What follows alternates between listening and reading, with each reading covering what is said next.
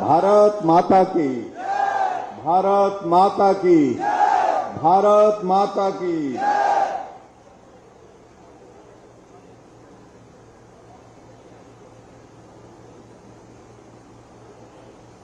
आज के इस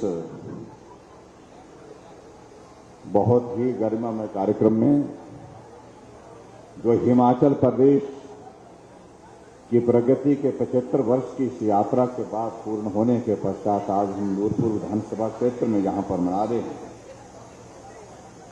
आज के इस कार्यक्रम में हमारे बीच में हिमाचल प्रदेश सरकार में वन मंत्री और आपके नूरपुर विधानसभा क्षेत्र के लोकप्रिय विधायक भाई राकेश पठानिया जी,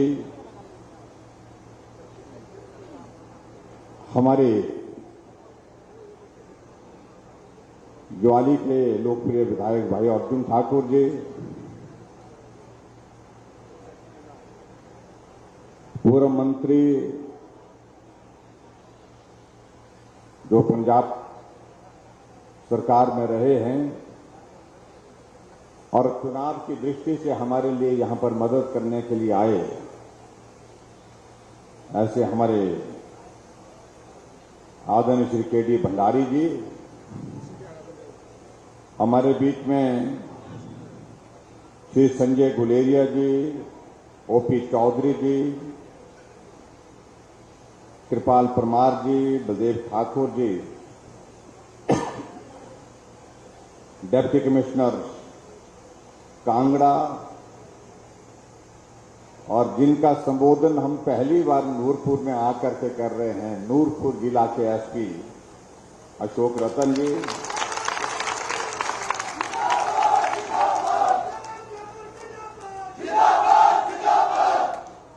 पार्टी के हमारे जिला के अध्यक्ष रमेश राणा जी, मंडल के अध्यक्ष कुलदीप पाठक जी, और यहां उपस्थित सभी भाइयों बहनों, नौजवान साथियों और पत्रकार मित्रों,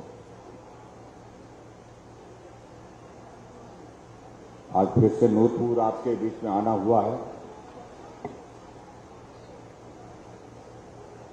और नूरपुर की इस धरती पर भरपूर गर्मी के इस मौसम में भी आप बड़ी संख्या में यहां पर इस कार्यक्रम में शरीक हुए हैं। उसके लिए मैं आप सबका अभिनंदन करता हूं, आप सबका धन्यवाद करता हूं, आप सबको बहुत बधाई देता हूं।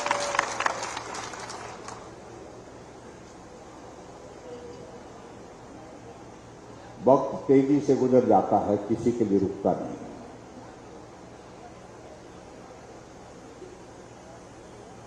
और ऐसे लगता है कि हिमाचल प्रदेश में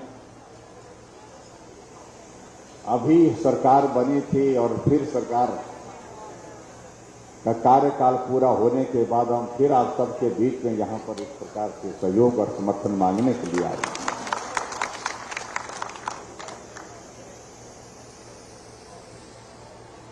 लेकिन मुझे इस बात की प्रसन्नता है कि नूरपुर विधानसभा क्षेत्र की जनता ने भरपूर सहयोग दिया, साथ दिया सरकार में रह करके। जहां इस सरकार में हमको बहुत बड़ी परेशानी, कोविड की परेशानी का सामना करना पड़ा, लेकिन उसके बावजूद भी आप सब लोग चट्टान की तरह खड़े रहे, सहयोग देते रहे, आगे बढ़ने का हौसला देते रहे। उसके लिए मैं आप सबका हृदय से बहुत बहुत आभार व्यक्त करता हूं।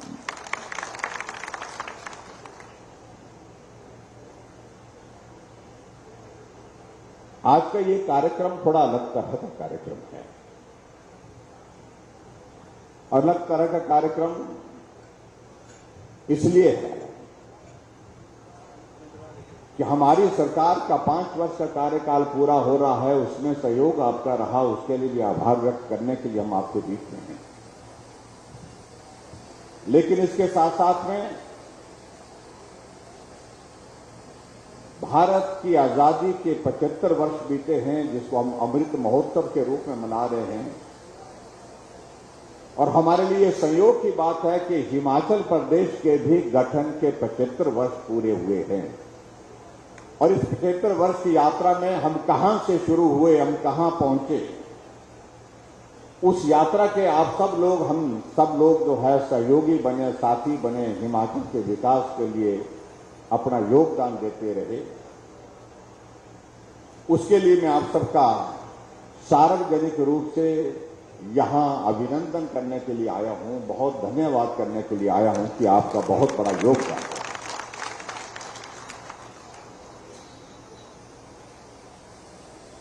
हमारे कई मित्र आजकल बहुत परेशान हैं कि मुख्यमंत्री जी जा रहे हैं, बड़े बड़े तंबू लगा रहे हैं। अब हमारा तंबू तो लगा रहेगा, उनका उखड़ गया तो क्या कर रहे हैं। और उनका तंबू पूरे देश में उखड़ गया, बिना हवा के उखड़ गया, बिना तूफान के उखड़ गया। इसलिए उनके बारे में मैं कुछ कहना भी नहीं चाह रहा हूं।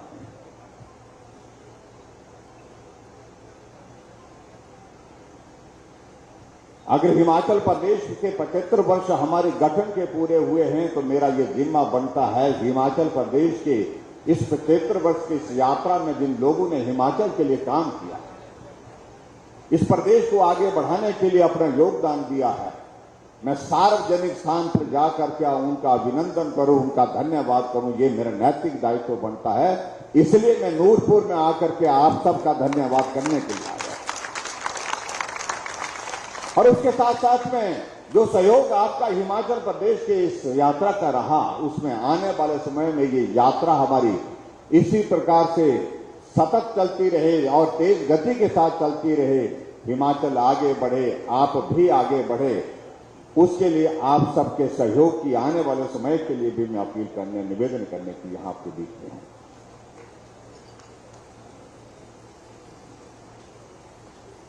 मुझे लगता है ये बहुत आवश्यक है कि कम से कम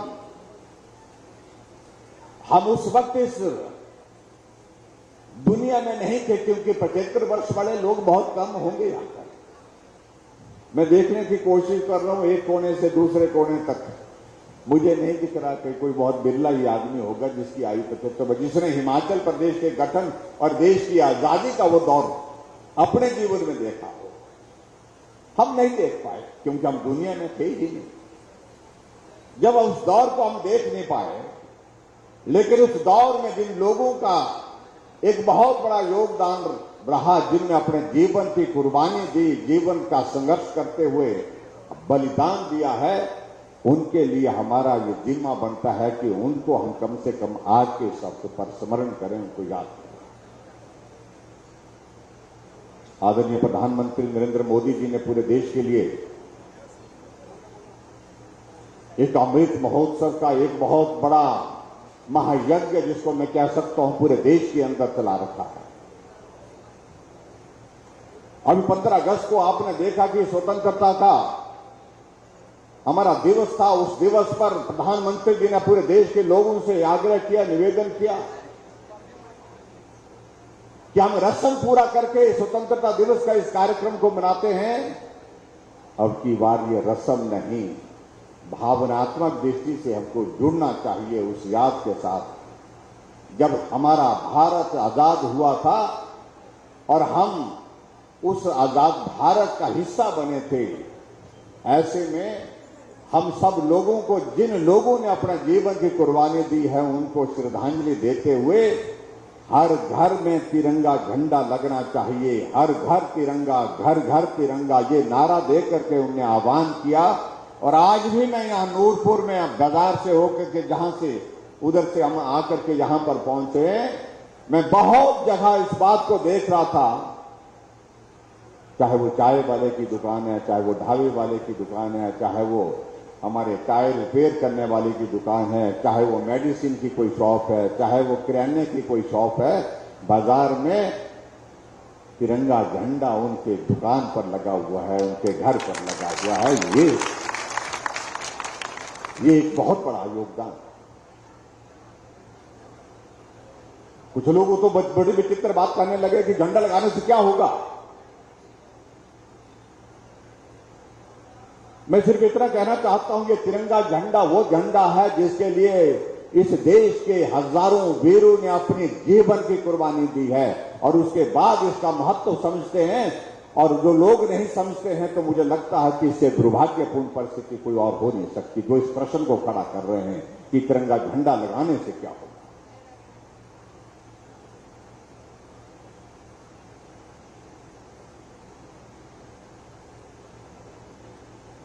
जो शोर बहुत डालते हैं कि आजादी हमने दी है, जो बहुत ज्यादा बोलते हैं कि आजादी हमारा योगदान है, उनको इस बात को भी समझना चाहिए अगर आजादी के लिए उनका योगदान रहा भी है तो तिरंगे झंडे का महत्व मुझे लगता है कि उनको सहजता से समझ लेना चाहिए। भाइयों और बहनों, हमारे लिए संयोग की बात है कि हिमाचल के गठन के भी 75 साल पूरे हुए। हमने तय किया, क्योंकि हिमाचल अभी इन दिनों में चुनाव के करीब है, चुनाव के दौर में से गुजर रहा, इसलिए हम बड़े कार्यक्रमों के आयोजन दूसरे जो करना सोच रहे थे वो नहीं कर पाए। लेकिन एक कार्यक्रम हमने तय किया पूरे हिमाचल प्रदेश में। हमने कहा पूरे हिमाचल में सभी विधानसभा क्षेत्र में जाएंगे, 68 विधानसभा क्षेत्र में जाएंगे, लेकिन 68 नहीं 75 भी। हम 75 कार्यक्रम बड़े समारोह के रूप में करेंगे, जहां हिमाचल की जनता का अभिनंदन करेंगे, हिमाचल की जनता का धन्यवाद करेंगे हिमाचल प्रदेश की इस यात्रा में उनके सहयोग। जिस दिन हमने चंबा से शुरुआत की थी, मिंजर का मेला था, और उस मिंजर के मेले में जब इस कार्यक्रम की हमने शुरुआत की थी तो शुरुआत के दौरान हम जो यहां प्रदर्शनी सामने लगी है उस प्रदर्शनी को देखने के लिए गया। आप कल्पना करिए उस वक्त की परिस्थितियां क्या थी। हमने वहां पर देखा प्रदर्शनी में एक फोटो लगा था और मुझे लगा कि मुझे अधिकारियों से पूछना चाहिए, पीडब्ल्यूडी के अधिकारियों से पूछना चाहिए कि ये क्या चीज दिखा रहे हैं। तो एक जगह इस प्रकार से एक फोटो था जिसमें लोगों ने घास की रस्सी बना करके पुल बनाया था और उस पुल को पार कर रहे थे लोग। वो कहीं और का नहीं था, चंबा के पांगी घाटी के इलाके का उस वक्त का चित्र था। घास की रस्सी का बांध करके पुल बना करके उससे नदी को पार कर रहे। एक दूसरा चित्र मैंने वहां पर देखा कि रावी नदी को पार करते हुए लोग भैंस की जो खाल होती है उसमें हवा भर करके उसका सहारा ले करके रावी नदी को पार कर रहे थे। और हमारे बुजुर्ग कई लोग उस वक्त कहने भी लगे हमको कि ये ऐसा दौर था जब नदी को पार करने का कोई और रास्ता नहीं था, या लकड़ी की टूटी फूटी नाव होती थी, या फिर उसके बीच में जो है इस प्रकार से इस भैंस की खाल में हवा भर करके इसका सहारा लेकर के नदी को पार करते थे। मैंने कहा ये तो बहुत कठिन काम है, अगर नदी में पार करते हुए ये भैंस की खाल अगर हाथ से छूट गई तो क्या होता था। तो उन्होंने कहा क्या होता था, उसके बाद जो वही होता था।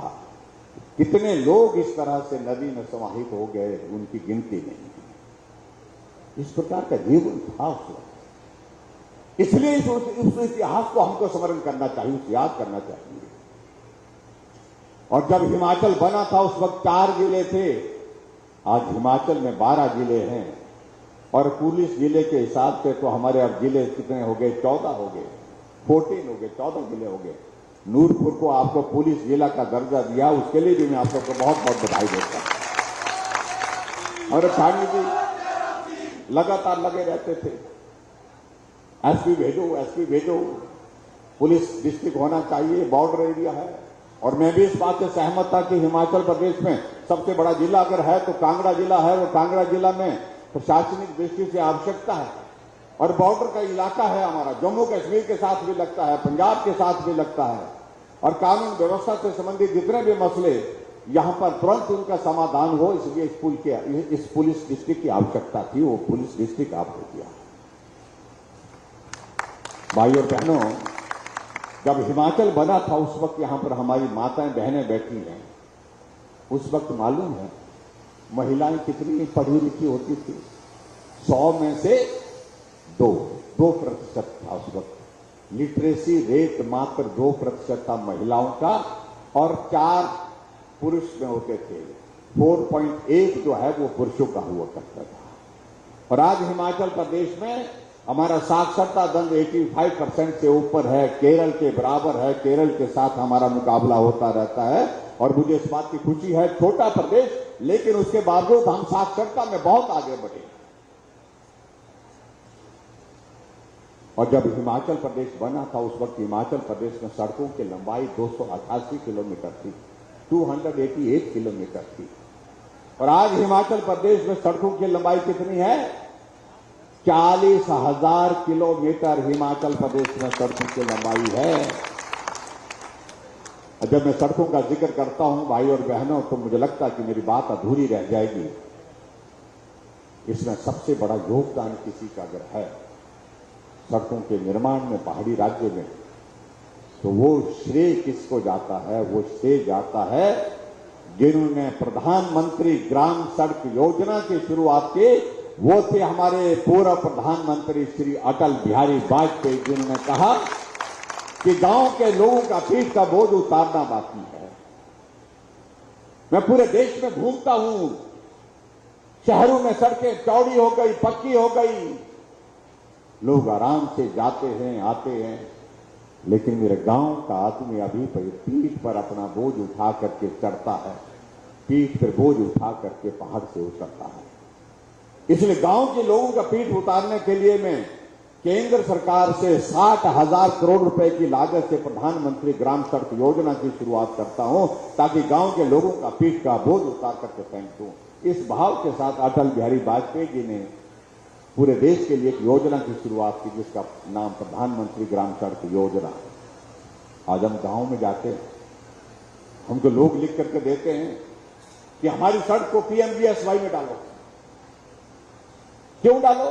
इसलिए बोलते हैं क्योंकि उनको मालूम है कि पैसा दिल्ली से आएगा, क्योंकि उनको मालूम है कि पैसा एक साथ आएगा, क्योंकि उनको मालूम है कि पैसा ज्यादा आएगा, और उनको मालूम है कि सड़क बनेगी भी और उसके बाद कच्ची सड़क बनने के बाद वो पक्की भी होगी। वो उसमें प्रधानमंत्री ग्राम सड़क योजना में योगदान है।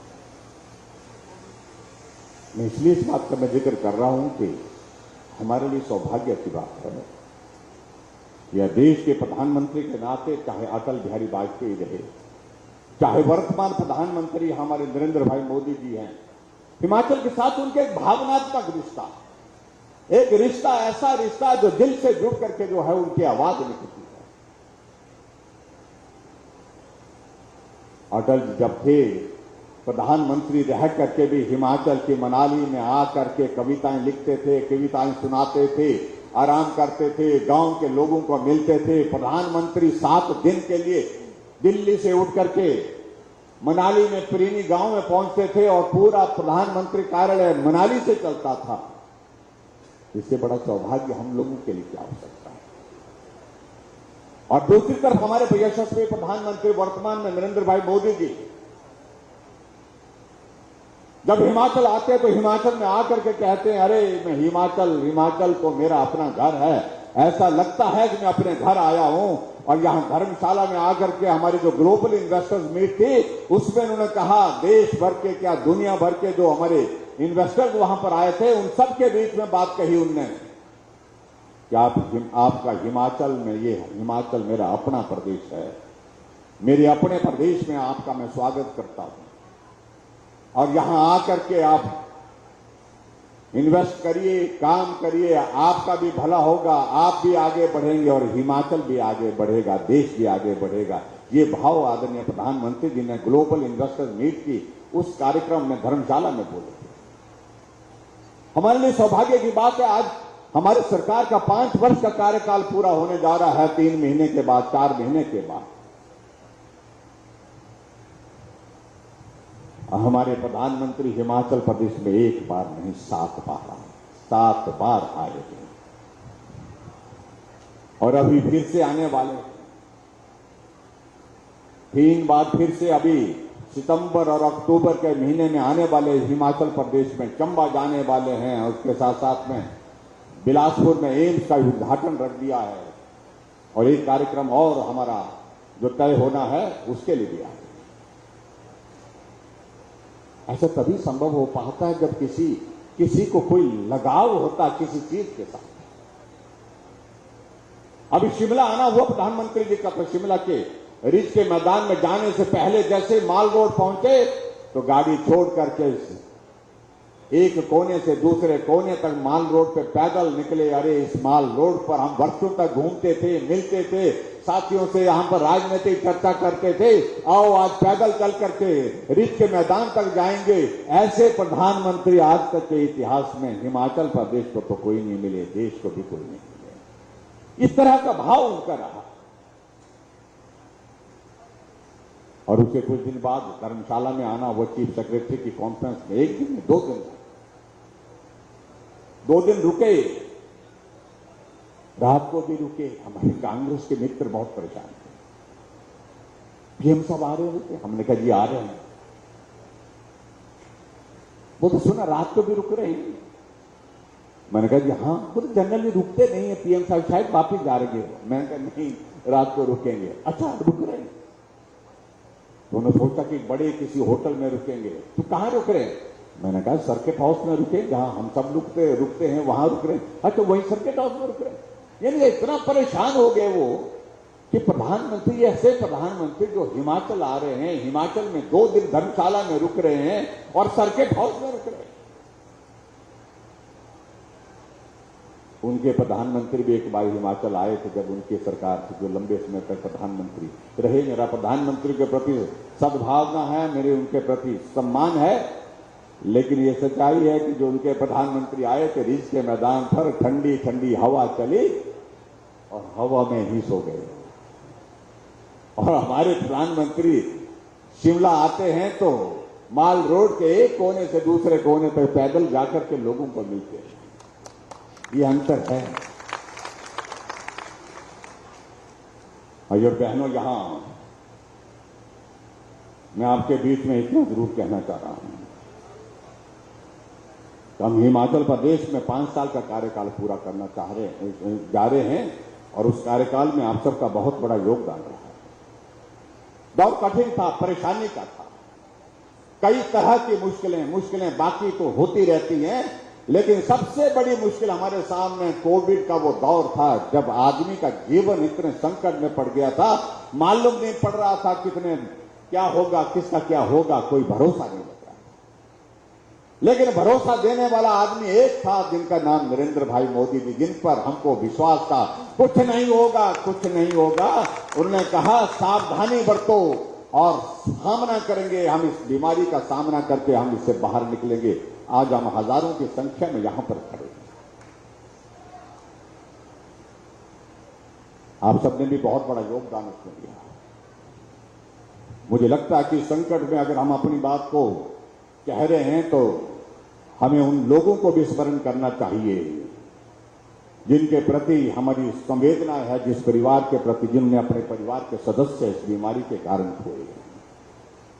और आज के इस अवसर पर उन लोगों को भी स्मरण करना, उनका आभार व्यक्त करना चाहिए जिन्होंने अपने जीवन को जोखिम में डाल करके एक मरीज को ठीक करने की कोशिश की है। चाहे वो हमारे डॉक्टर्स हैं, पैरामेडिकल स्टाफ हैं, नर्सें हैं, फार्मासिस्ट हैं, आशा वर्कर्स हैं, सब लोग, चाहे सफाई कर्मचारी हैं, चाहे वो पुलिस कर्मचारी। इतना बड़ा संकट कभी सोच भी नहीं सकता था। मैं भी कह रहा था, जब भी आदमी की जिंदगी में ऐसा दौर आता है, कभी आदमी बीमार हो जाए, सारा कुटुंब, सारा साथी, दोस्त, मित्र जुट आते हैं, घर पहुंचते हैं मदद करने के लिए। कोई टांगे दिवाता है, कोई बुखार है तो पट्टी करता है, कोई सहारा दे करके खड़ा करता है। लेकिन ये विचित्र बीमारी ऐसी बीमारी थी कि जब बीमार कोई भी आदमी हुआ, ना घर का कोई, परिवार का, ना कोई साथी, नहीं कोई संगी, नहीं कोई, सबके सब दूर होकर के अकेले उसका सामना करना पड़ा। कई जगह तो ऐसी भी परिस्थिति आई, आदमी की जिंदगी चली गई और जिंदगी जाने के बाद उसका अंतिम संस्कार करने के लिए भी परिवार के सदस्य आगे नहीं आ पाए। कोई नहीं जोखिम लेना चाहता था कि मेरा जीवन संकट में पड़ जाए। हमने सरकार की ओर से व्यवस्था की पूरे सम्मान के साथ पूरी जो औपचारिकताएं होती हैं, एक एक परिवार का कोई भी इस तरह का सदस्य इस तरह से कहीं दुखद मृत्यु किसी की हुई है, पूरे सम्मान के साथ उसका अंतिम संस्कार किया। और मैं यहां पार्टी के हमारे साथियों को भी आभार व्यक्त करना चाहूंगा। बहुत जगह ऐसा हुआ कि हमारे पार्टी के साथियों ने जब देखा कि कोई आदमी आगे नहीं आ रहा अंतिम संस्कार में, उन्होंने खुद पीपी किट लेकर के पहन डाली और जाकर के शमशान घाट में उनकी अंतिम संस्कार में सारी प्रक्रिया को पूरा किया। कई जगह विधायकों ने आगे आकर के जिंदगी में वक्त अच्छा बुरा निकलता रहेगा, लेकिन कभी भी ये आने वाले समय में इतिहास में अगर आप देखेंगे तो ये दौर जरूर जिसका जिक्र होगा कि जब ऐसा दौर आ रहा था, हमारा समाज क्या कर रहा था, हमारे राजनीतिक दल क्या कर रहे थे, हमारी सरकार क्या कर रही थी। ये इतिहास में रहेंगे लंबे समय तक चीजें। जब ये सारा इस तरह का दौर आया तो हिमाचल प्रदेश में हमारे पास ऑक्सीजन के प्लांट 2 थे और आज मेरे हिमाचल प्रदेश में ऑक्सीजन के प्लांट 1000 से ऊपर हो गए थे।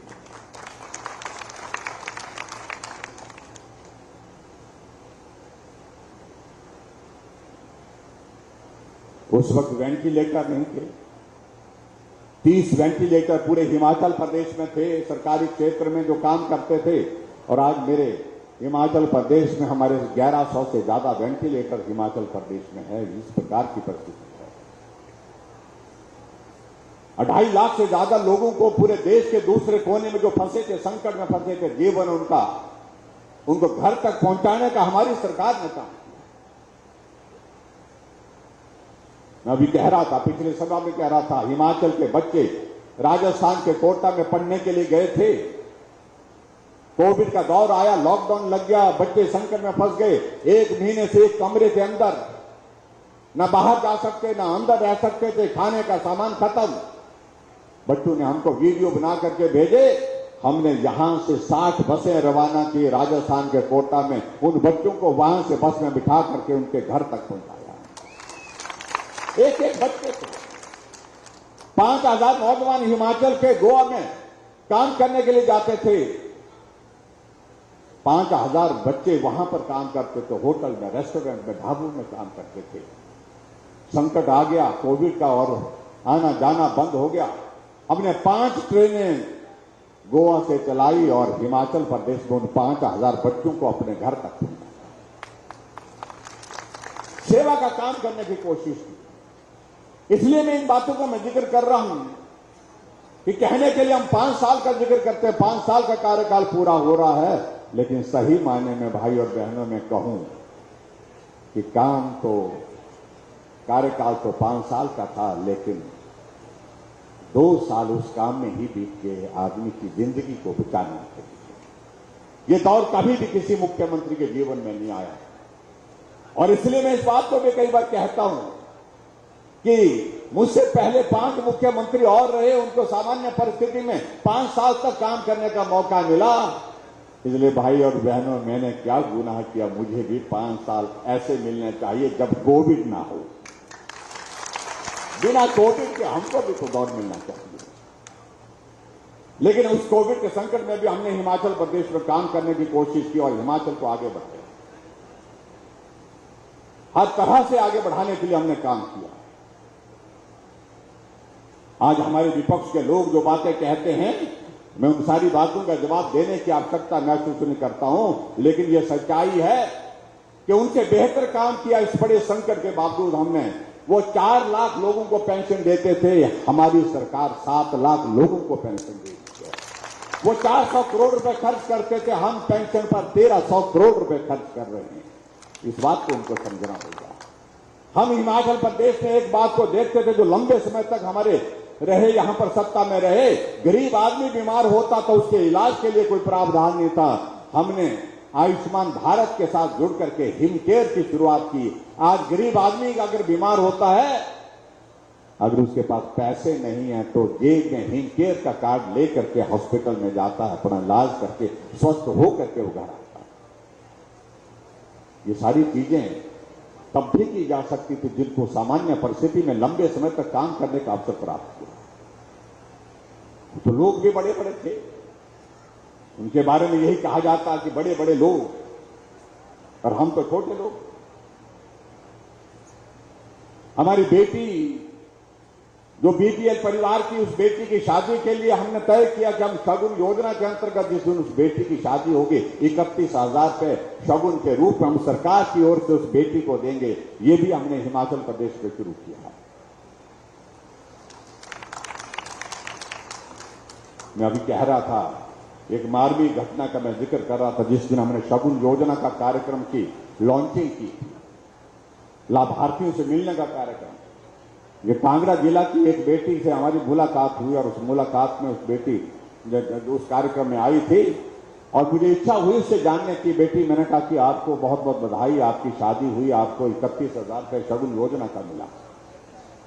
मैं ये जानना चाहता हूं उस शगुन योजना को 31,000 रुपये का क्या किया आपने? अपने खाते में डाला, अपने पति के खाते में डाला या क्या किया आपने? उस बेटी ने कहा कि वो पैसा आया था ना मैंने अपने खाते में जमा किया ना अपने पति के खाते में। जो पैसा आया था मेरे खाते में, पैसा निकाला और मैंने वो पैसा अपने पिताजी के हाथ में दे दिया, पिताजी को दे दिया।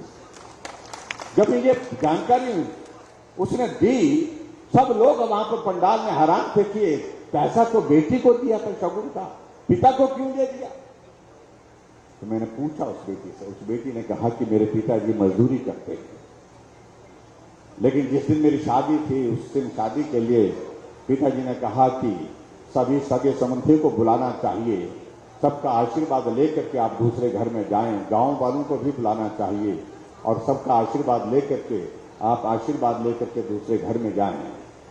ये पिता की इच्छा होती है, इस काम को हम करें। लेकिन इसके साथ साथ उस बेटी ने इस बात को भी देखा, जब इस प्रकार का आयोजन वो कर रहे थे उसकी विदाई का, तो पिताजी किसी से उधार कर पैसा भी ले रहे थे। उस बेटी ने इस बात को मन में बिठा दिया कि मैं तो चले जाऊंगी, लेकिन मेरे पिताजी मजदूरी करने के कई महीनों तक मजदूरी करते रहेंगे और इस तरह से जो लोगों से उधार लिया पैसा उसको वापस करते रहेंगे। मैं बोझ बन करके नहीं जाना चाहती।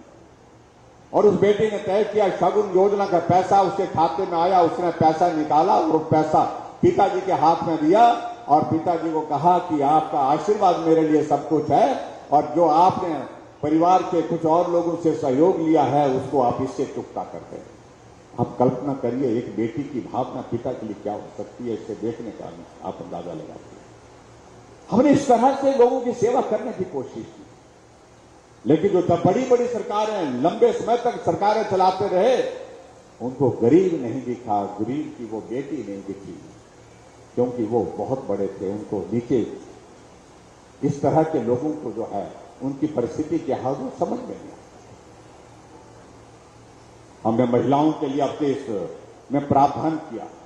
हमने कहा माता बहनें हिमाचल प्रदेश में बहुत महत्वपूर्ण भूमिका निभाती हैं, घर में भी, बाहर में भी, समाज में भी, और अब तो राजनीति में भी बहुत महत्वपूर्ण भूमिका निभाती हैं। और ऐसे में हमने तय किया कि अगर महिलाओं की आबादी हमारी कुल आबादी का आधा हिस्सा है तो उनको आने जाने का किराया भी आधा लेंगे। तो आधा किराया हमने महिलाओं के लिए माफ किया। ये अभी हमने हिमाचल प्रदेश के ऐतिहासिक एक योजना किया। क्यों नहीं सोचा गया इस पर आज से पहले? क्योंकि उनकी सोच का विषय इसलिए नहीं था क्योंकि वो बहुत बड़े थे। उनको नहीं मालूम पड़ता था कि किराया जब दिया जाता है तो किस प्रकार से एक गरीब परिवार की इस महिला के साथ, उसके साथ उसकी भावना है, किसी उस व्यक्ति के साथ उसकी क्या परिस्थिति है, नहीं मालूम। हमने हिमाचल प्रदेश में यह भी तय किया कि गांव में हमारे जितने भी नलके लगे हैं हम उसमें कोई पैसा नहीं लेंगे। पानी पिलाना पुण्य का कार्य है और देवभूमि हिमाचल प्रदेश में सबको पानी बिना पैसे के पिलाएंगे। इस बात को भी हमने सुनिश्चित किया और आज हम देख रहे हैं कि हिमाचल प्रदेश में गांव में पीने के पानी का कोई बिल नहीं है। और इसी तरह से आगे बढ़ करके हम हिमाचल प्रदेश में बिजली पैदा करते हैं। आपके साथ का जिला चंबा, कितने बड़े बड़े प्रोजेक्ट वहां पर लगे हैं और बिजली पैदा करके हम पंजाब को, हरियाणा को, दिल्ली को, राजस्थान को नेशनल ग्रिड में हम बिजली बेचते हैं। हमने कहा हिमाचल के बहुत सारे लोग ऐसे हैं जो मध्यम दर्जे के हैं या गरीब हैं, जो 3 बल्ब जलाते हैं, 4 बल्ब जलाते हैं, 5 बल्ब जलाते हैं, उन लोगों के लिए मदद का रास्ता निकालना चाहिए। सबके लिए बिजली मुफ्त करना ये जरूरी नहीं है। हमने कहा जो लोग गरीब परिवार के हैं उस वर्ग के लिए मदद करनी चाहिए, और इसलिए हमने घोषणा की कि 125 यूनिट हिमाचल प्रदेश में बिजली का कोई किराया नहीं लेंगे। 14 लाख लोगों को, 14.5 लाख से ज्यादा लोगों को जीरो बिल आया है। अगस्त के महीने का कोई किराया नहीं आया। जब हमने ये निर्णय लिया महिलाओं का किराया आधा, बिजली के 125 यूनिट फ्री, तो कांग्रेस ने बड़ी प्रेस कॉन्फ्रेंस में कांग्रेस के नेताओं ने कहा कि हिमाचल के लोगों को मुफ्त खोर बढ़ा दिया। और आज देखिए, आज गारंटी दे रहे हैं, कांग्रेस वाले कार्यक्रम कर रहे हैं, गारंटी दे रहे हैं कि जब हमारी सरकार आएगी तो हम 1500 रुपए महिलाओं को देंगे। जब हमारी सरकार आएगी तो हम 300 यूनिट बिजली के देंगे। आएगी तो ना, जो आएगी ही नहीं तो क्या है। गारंटी दे रहे हैं, और जिसकी अपनी गारंटी नहीं वो गारंटी दे रहे हैं। जिसकी अपनी गारंटी पूरे देश में गोड़ हो गई, गारंटी गोड़ हो गई, यानी कि कांग्रेस पूरे देश में खत्म हो गई। अभी उत्तर प्रदेश का चुनाव था, उत्तर प्रदेश में चुनाव हुआ, 400 से ज्यादा सीटें हैं, 367 सीटों पर जमानत जब्त हुई, और 400 से ज्यादा सीटों में सीटें कितनी आई? 2। और इसलिए हमने कहा कि भाई अब आप समझा करो, रिवाज बदल गया। जब हम रिवाज बदलने की बात आई तो बहुत परेशान हो रहे हैं। हमने कहा हम नहीं कह रहे हैं पूरे देश में रिवाज बदल गया। यहां उत्तराखंड में चुनाव हुआ, भाजपा की सरकार 5 साल चली, और 5 साल के बाद फिर सरकार वहां पर बनी। वहां पर भी 5 साल के बाद सरकार बदलती थी हमेशा, जब से उत्तराखंड बना है। लेकिन अब की बार रिवाज बदला, भाजपा की सरकार फिर बनी। उत्तर प्रदेश में 37 वर्षों से यही होता था, हर 5 वर्षों में सरकार बदल जाती थी। अब की बार योगी जी थे, योगी जी फिर बन गए, रिवाज बदल गया। मणिपुर में, गोवा में भाजपा की सरकारें थी, फिर भाजपा की सरकारें बनी। हरियाणा हमारा पड़ोस का राज्य, जहां पर 2014 में चुनाव हुआ था, भाजपा की सरकार पहली बार बनी, और 2019 में फिर से चुनाव हुआ, फिर भाजपा की सरकार वहां हरियाणा में चल रही है। रिवाज पूरे देश में बदल गया। भाई तुम भी समझो, उनको बोल रहे हैं समझो, नहीं तो लोग समझा देंगे। और इसलिए हमने हिमाचल में भी कहा कि हम अब की बार हिमाचल, देवभूमि हिमाचल प्रदेश में रिवाज बदल करके छोड़ेंगे। भाजपा की सरकार है, और भाजपा की सरकार आने वाले समय में फिर सत्ता में होगी। ये भाव हमने अब लोगों के बीच में कहा, और लोग भी इस बात को कह रहे हैं कि चाहिए देश के लिए कोई नेतृत्व, चाहिए तो नरेंद्र भाई मोदी चाहिए, लंबे समय के लिए चाहिए, बार बार चाहिए, लगातार चाहिए। और इसके लिए ये हमारी जिम्मेवारी बनती है, हम देवभूमि हिमाचल के लोग नरेंद्र मोदी जी को मजबूत करें। इस नरेंद्र भाई मोदी जी ने हिमाचल के लिए बल्क ड्रग फार्मा का पार्क दिया, जहां 50,000 करोड़ रुपए का इन्वेस्टमेंट आएगा आपके पड़ोस में, ऊना में, और वहां पर 20,000 से ज्यादा नौकरी, डायरेक्ट नौकरियां मिलेंगी, और 10,000 से ज्यादा नौकरियां इनडायरेक्ट मिलेंगी। 1,000 करोड़ रुपए केंद्र सरकार उसमें मदद अपनी ओर से कर रही है। और बल्क ड्रग फार्मा का पार्क बनने के बाद आप देखिए, जो जितनी भी दवाइयां हैं, ये जितनी भी दवाइयां हैं, चाहे अजिथ्रोमाइसिन है, चाहे वो हमारे जो दूसरी जो ऐसी एंटीबायोटिक्स हैं जिसके लिए सारा रॉ मटेरियल चाइना से आता है, चाइना पर हमको डिपेंडेंट होना पड़ता है, अब भारत में बनेगा, और भारत में भी हिमाचल में बनेगा। ये इसके लिए मैं प्रधानमंत्री नरेंद्र भाई मोदी जी का अभिनंदन करता हूं, उनको आभार व्यक्त करता हूं, उनके आशीर्वाद से संभव हुआ। अब आप अंदाजा लगाइए फर्क कितना पड़ता है। जब अटल बिहारी वाजपेयी देश के प्रधानमंत्री जी थे, प्रधानमंत्री के पद पर थे, तो उस वक्त उन्होंने बद्दी में फार्मा का पार्क दिया उसने सब्सिडी, और उसके बाद एक जो है एक इंडस्ट्रियल पैकेज दिया, और दूसरा पैकेज देने वाले इतने वर्षों के बाद कोई हैं? 2003 के बाद 2022 में नरेंद्र भाई मोदी जी ने बल्क ड्रग फार्मा का पार्क ऊना में दिया। इस बात को हमको समझना चाहिए। इस बीच में भी सरकारें रही, प्रधानमंत्री 10 वर्षों तक भी रहे, लेकिन हिमाचल के लिए कुछ मिला? नहीं मिला। हिमाचल के लिए हमको उस वक्त जो केंद्र से पैसा मिलता था, हमको कहा जाता था 50 पैसे आप डालो, 50 पैसे हम डालेंगे, आधा आधा तब जाकर के हम मदद करेंगे। लेकिन 2014 में नरेंद्र मोदी जी आते हैं और उन्होंने तय किया हिमाचल जैसे छोटे प्रदेश के लिए अलग से हमको सोचना पड़ेगा। वहां की भौगोलिक परिस्थितियां बड़ी अलग तरह की हैं, कठिनाई वाला प्रदेश है, इसलिए हिमाचल से आधा आधा नहीं, 90 पैसे केंद्र देगा, 10 पैसे हिमाचल खर्च करेगा। इस प्रकार से मदद की 90-10 की रेशो पर उस पर ले आए। ये अंतर है भाई और बहनों, जिसको हमको समझना है और जिसको हमको समझ करके समझाना भी है। आज मुझे इस बात की भी प्रसन्नता है कि नूरपुर में आकर के यहां पर हमारे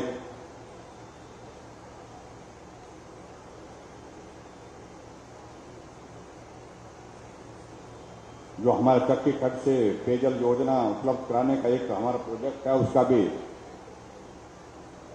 39 करोड़ की लागत से जो बन करके तैयार हुआ, उसका उद्घाटन यहां पर हो रहा है। उसके लिए मैं आप सबको बहुत बहुत बधाई देता हूं, बहुत बहुत शुभकामनाएं। अभी हमारे मंत्री महोदय जी कह रहे थे जिनके पास वन का महकमा है, आपके विधायक हैं, हमेशा इस बात को लेकर के इस खैर का कुछ करिए, खैर का कुछ करिए, खैर का कुछ करिए। इससे 5-6 जिलों में जो है वो इकोनॉमी में बहुत बड़ा अंतर आ जाएगा, लोगों को बहुत बड़ा लाभ मिलेगा। हमने पिछली कैबिनेट में 2 कैबिनेट पहले हमने फैसला किया कि खैर के जो हमारी लकड़ी है जो व्यर्थ हो रही है, जिस पर हम फैसला कई वर्षों से नहीं ले रहे हैं, हमने वो फैसला ले करके खैर के उस पर जो है एक बहुत बड़ी राहत आप लोगों को, सब लोगों को दी है, जिसमें हमारे किसानों को बहुत बड़ा लाभ होगा। उसके लिए भी मैं आप सबको बहुत बहुत बधाई देता हूं, जो कांग्रेस के लोग नहीं कर पाते। बहुत सारी चीजों को लेकर के बहुत बातें हैं, मैं उन बातों का जिक्र करूं तो लंबा समय लगेगा। भाई और बहनों, मैं आप सबके बीच में यहां आकर के एक निवेदन जरूर करना चाहता हूं। ये नूरपुर बॉर्डर के साथ लगता है, और बॉर्डर जो है जहां भी होता है, चाहे वो पड़ोसी राज्य के साथ होता है या दूसरे देश के साथ होता है, वहां की संस्कृति थोड़ी अलग तरह की होती है। हम उन सारी परिस्थितियों को समझते हैं, और ऐसी परिस्थिति में आपके यहां पर जो मांग थी, जो पुलिस डिस्ट्रिक्ट की मांग थी, उसको हमने पूरा किया है।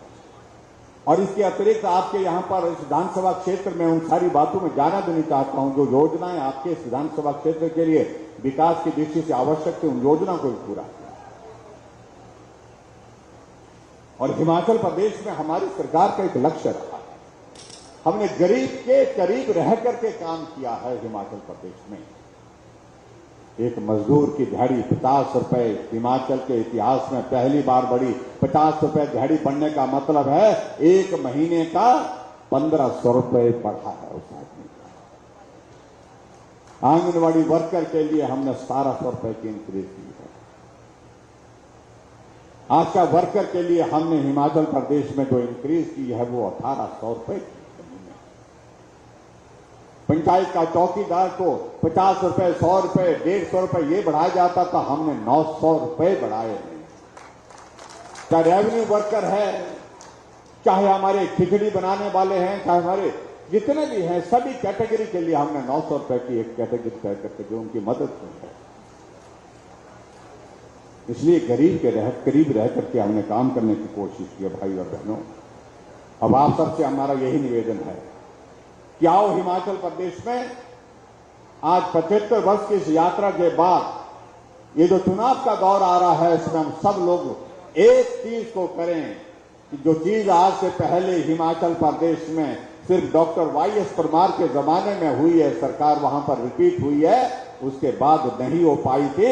उस दौर को फिर से इसके बाद निभाएं और हिमाचल प्रदेश में फिर भारतीय जनता पार्टी की सरकार बनाने के लिए नूरपुर विधानसभा क्षेत्र से भारी बहुमत के साथ भाजपा का विधायक शिमला में पहुंचाए, ताकि हिमाचल प्रदेश के विकास में और आपके इस विधानसभा क्षेत्र के विकास में हम मिलकर के ज्यादा और ज्यादा योगदान दे सके।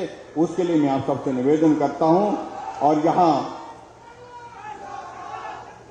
भाई राकेश कानिया ने एक बात कही यहां पर, और अचानक इन्होंने बोला, मेरे को पता भी नहीं दिया, उन्होंने जानकारी भी नहीं दी इस बात की। कहा कि यहां नूरपुर में बरांडा एक जगह है, साथ बता रहे हैं कितना दूर है मालूम नहीं, यहां पर कॉलेज की मांग, कॉलेज बोला गवर्नमेंट डिग्री कॉलेज की मांग कही है। बच्चे होने चाहिए वहां पर, होंगे क्या भाई? आप ताली तो बजा रहे हैं। अगर ये डिग्री कॉलेज आपको दे दिया जाए, मान लिया थोड़ी देर के लिए, अभी तो रुका हुआ है, तो आप क्या करेंगे? क्या करेंगे? जिता करके भेजेंगे, रिवाज बदलेंगे। तो रिवाज बदलने की बात पक्की कहनी पड़ेगी, आधे अधूरे मन से नहीं। तो इसलिए आपने जो बात कही है, तो आप सबसे बीच में मैं ये कहना चाहता हूं कि गवर्नमेंट कॉलेज खोलने की जो मांग की है यहां पर बरांडा में, इसको हम पूरा करेंगे। इतनी बात कहते हुए आप सबका बहुत बहुत धन्यवाद, नमस्कार, जय हिंद। फिर मिलेंगे जब चुनाव का दौर आएगा तो और आपसे बात करेंगे। आप सबका बहुत बहुत धन्यवाद, जय हिंद।